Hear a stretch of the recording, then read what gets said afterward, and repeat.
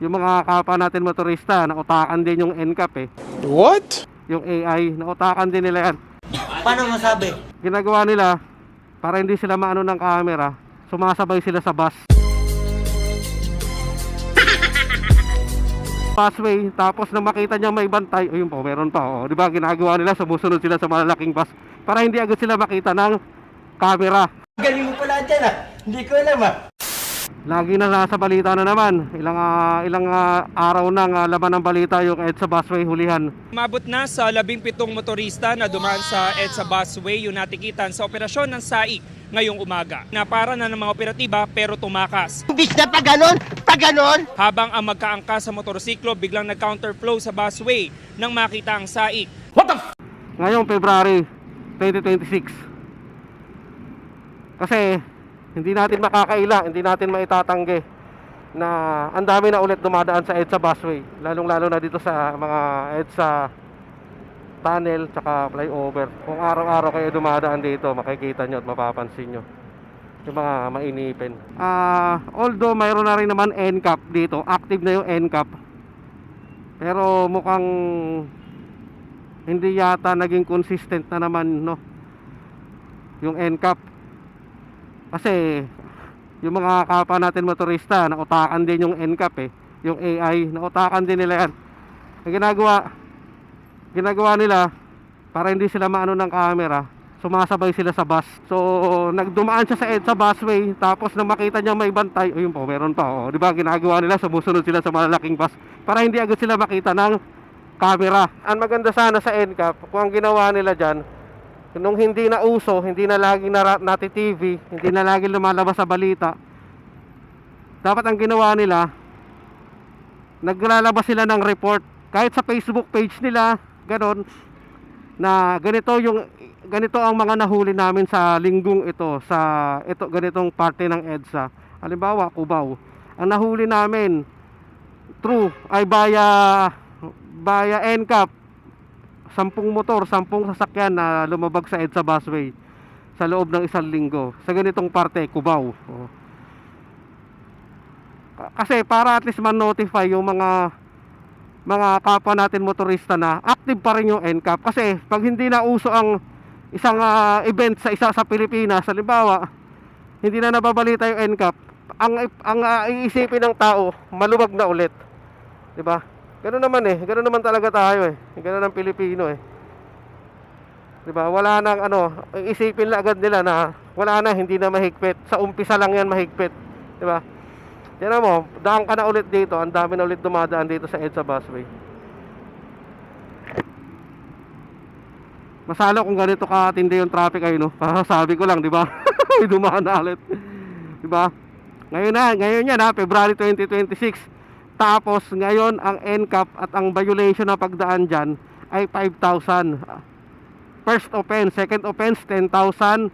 Tapos suspension na yung suspended na yung lisensya mo. Tapos pangatlong huli sa'yo 20,000.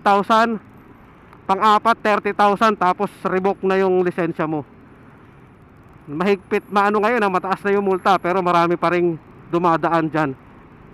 So matagal ko na rin sinabi yan, dati pa yung unang-una pang NCAP, inumpisahan yung NCAP dito eh, hanggang mati-RO yung NCAP, hanggang bumalik na ulit yung NCAP.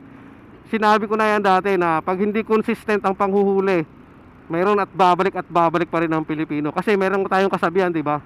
Pag wala ang pusa, magulo ang daga. Bola lang yan. Aminin man natin o hindi, ganun talaga. Ganun talaga ang realidad. Kahit anong paliwanag o tanggi nyo, wala. Kaya dapat consistent. Sunod-sunod na araw ko na nakikita na mahulihan dyan eh. Simula last week hanggang kahapon, meron pa rin. Madaling araw, may mga nahuli daw sila ng madaling araw eh. Nakita ko sa balita, ang dami. Kasama yung nag-counterflow. Walang kawala sa mga tauhan ng DOTR Special Action and Intelligence Committee for Transportation ang motorsiklong ito na dumaan sa busway ng EDSA Santolan QC kanina. Nag-counterflow ito. So nagdumaan siya sa EDSA Busway, tapos nang makita niya may bantay, ayun po, meron pa, oh. Di ba, ginagawa nila, sumusunod sila sa malalaking bus para hindi agad sila makita ng camera. Nakita nila na makita niya na may bantay. Ang ginawa niya, bumalik siya, parang sinalubong niya yung bus. Nakakatakot yun, napakadelikado nun. Kasi hindi lang naman ikaw ang idadamay mo eh. Pati yung bus na may mga sakay na pasahero, idadamay mo. Kaya, imbes na 5,000 lang yung violation mo, ang imumulta mo, baka malamang sa malamang, malaki ang chance na ma-revoke na yung lisensya mo. Kasi reckless na yon, grabe yon. Ilang beses na yan na may nabalita na ganyan. Dati may nabalita din yan na nag-counterflow dahil nakita niya yung enforcer na huhulihin siya, paparahin siya, bumalik siya. Which is napakadelikado yan. Lalo EDSA, magka-counterflow ka sa EDSA, napakadelikado. So tinaya mo yung lisensya mo kaysa dun sa 5,000 mo. Sana naisip mo na lang na napakinabangan ko naman yung EDSA busway eh. Magmumulta na lang ako ng 5,000 kaysa mag-ano ka pa, ma-revoke pa yung lisensya mo dahil nakagawa ka ng isang napakatinding violation, which is yung counterflow sa EDSA at sa EDSA busway pa na salubong mo bus na may mga lamang pasahero. Kaya wag nating na isakripisyo yung ganun. Pag nagkamali ka, alam mo namang bawal dyan, tanggapin mo na pag nahuli ka. Kasi ilang beses mo na rin namang ginawa yan eh. Napakinabangan mo yan eh nang walang nanguhuli eh. Diba? Ang saya-saya mo kasi napapabilis yung biyahe mo, nakakatipid ka sa gas. Pero nang nahuli ka, sabi ko nga sa inyo eh, sabi ko na rin to dating-dati pa na pag natsambahan mo yung tsamba natsambahan mo, edi tsamba. Aray ko! Diba? Ganun lang yun. Kaya maging ano tayo, maingat tayo siyempre. Tsaka siyempre sumunod tayo sa batas trapiko. Ayun, magandang umaga. Napahaba na naman yung ano ko kwento ko pagkakausap ko sa sarili ko Baliw! Nauso na naman yung EDSA busway hulihan eh. Hindi ko alam kung anong nangyari sa NCAP nila. Bakit nanguhuli na ulit sila? Siguro baka nag-upgrade na naman sila ng camera, malinaw na nag-upgrade na naman siguro sila ng AI nila. Dahil siguro yung AI kamot ulo na dahil hindi na malaman kung sino huhulihin eh. Sa sobrang dami na dumadaan eh.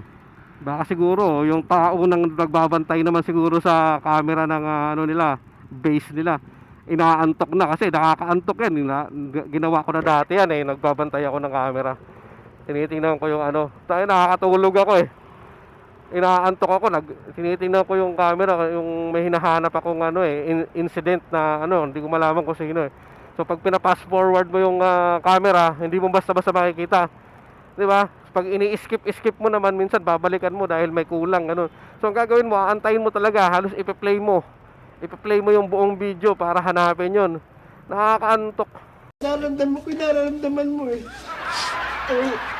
Ewan ko lang dyan sa siyempre sa base ng camera niyang NCAP na yan, ang daming monitor, di ba? Puta, dun pa lang eh, antukin ka na, ewan ko lang. Duling-duling ka. Kaya siguro gano'n, no? Siguro, pahinga muna tayo sa NCAP, siguro yung AI natin, nagulimihanan na. Kasi hindi na malaman kung sino huhulihin niya.